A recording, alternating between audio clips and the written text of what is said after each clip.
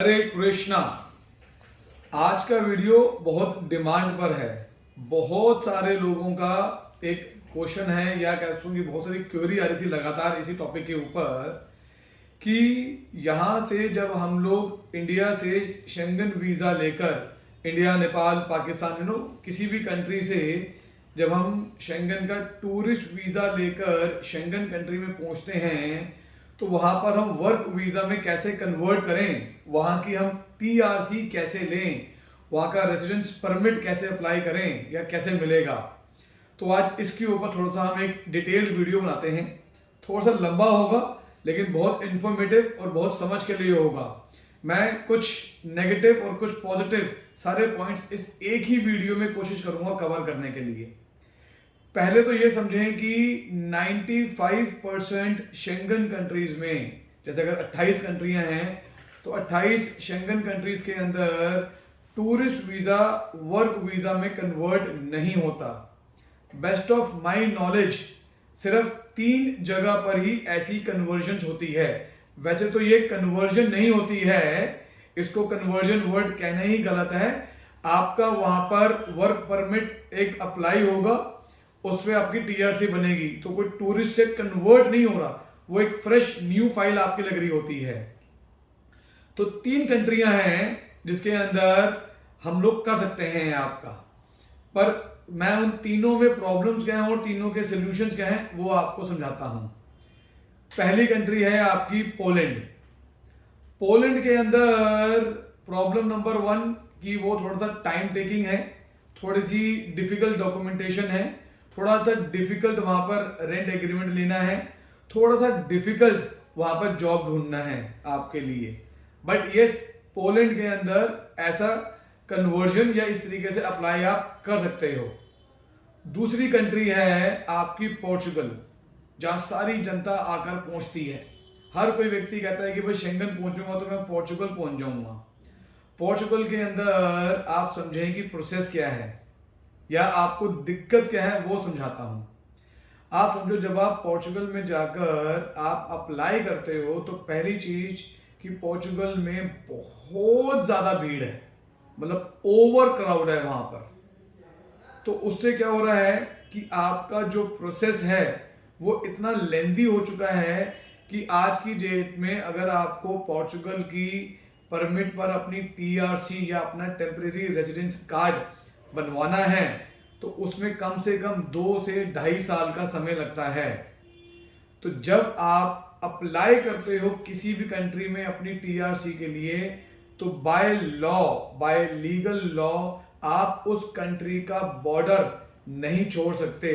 आपको उसी कंट्री में रहना होगा जब तक आपको टीआरसी नहीं मिल जाती। और अब आपको टीआरसी अगर पोर्चुगल की 2-2.5 साल के बाद मिल रही है तो 2-2.5 साल तक आपको पोर्चुगल में ही रहना पड़ेगा। और हम सब जानते हैं कि पोर्चुगल के अंदर नौकरियों को लेकर, रहने को लेकर, कमाई को लेकर कितनी बड़ी दिक्कत है। तो अगर आपको अगले 2-2.5 साल पोर्चुगल में रहना पड़ गया तो आप सोचो कि कितने ओवर एक्सपेंस पर आप आ जाते हो। पहले तो आपने अपनी कंट्री से टूरिस्ट वीजा लेने का एक्सपेंस करा, फिर शेंगन में जहां पहुंचे वहां से पोर्चुगल पहुंचने का एक्सपेंस करा, फिर पोर्चुगल में अप्लाई करने का खर्चा करा, और उसके बाद फिर पोर्चुगल में नौकरी नहीं मिल रही। नौकरी मिल रही है तो बहुत मुश्किल से आपका सर्वाइवल ही हो पा रहा है, वो भी बहुत मुश्किल से हो रहा है। तो आप इतने ज्यादा माइनस में हो जाते हो कि लोग इलीगली बॉर्डर छोड़ के कहीं और चले जाते हैं काम करने के लिए, और अगर कहीं पकड़े गए किसी भी जगह पर तो आप डिपोर्ट हो सकते हो या आपका प्रोफाइल पूरा ब्लैकलिस्ट हो जाएगा। तो क्या फायदा हुआ इतना हाई रिस्क लेकर जाने के लिए।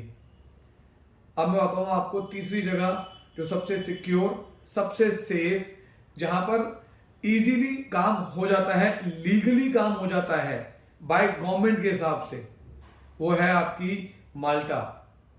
माल्टा में आपने कहीं का भी शेंगन वीजा है तो आप माल्टा उतरेंगे।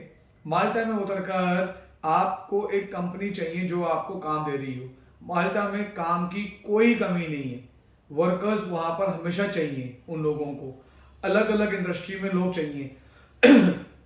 वहां पर चाहे आप फूड डिलीवरी में जाएं, चाहे आप हॉस्पिटैलिटी में जाएं, चाहे आप हैवी ट्रक ड्राइवर में जाएं, मतलब वहाँ पर बहुत वर्कर्स चाहिए।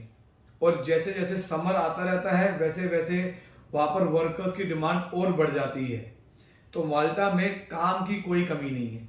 तो आप जैसे ही माल्टा उतरे आपको वहाँ पर एक वर्क कॉन्ट्रैक्ट मिलेगा, आप जहाँ जाके रहेंगे वहाँ का आपको एक रेंट एग्रीमेंट मिलेगा, एक आपको सिर्फ अपनी इंश्योरेंस और मेडिकल करवाना है, सिंपल।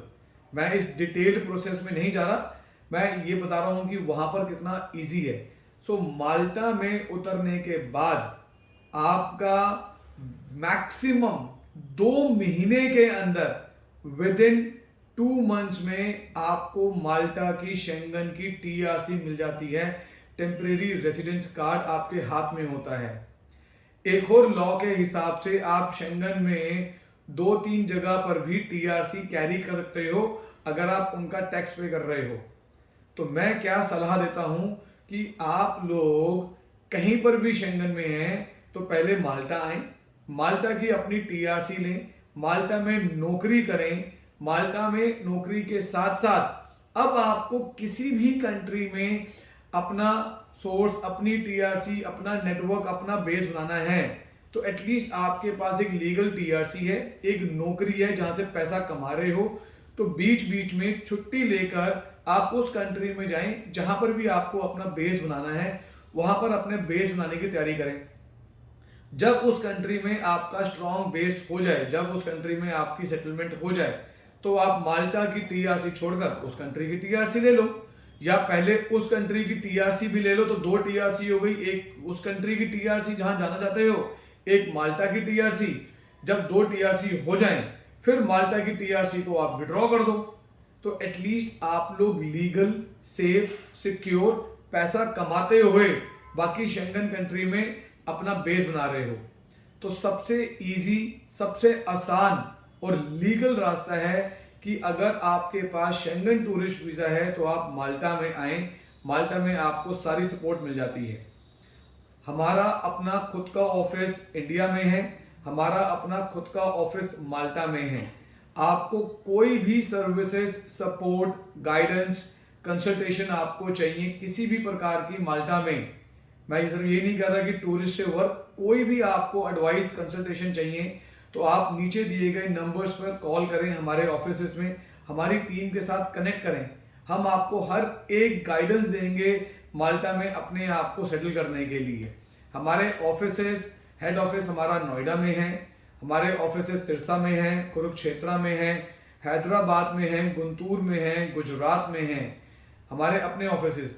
आप कॉल करके टीम से कनेक्ट करें। मैं Aman Shukla, I am the CEO of the company. Thank you so much. Hare Krishna.